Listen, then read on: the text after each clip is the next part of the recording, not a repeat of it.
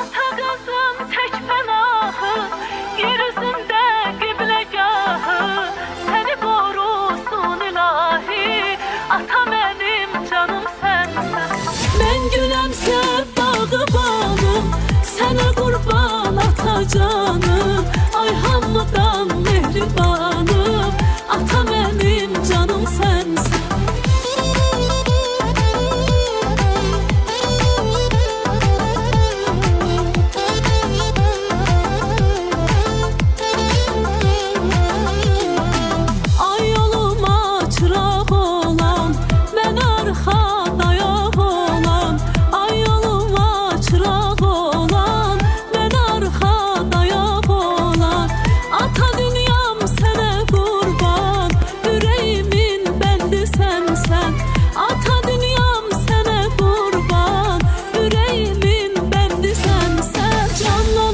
Gözüm ata, sen dilde şirin sözüm ata, canlan əziz.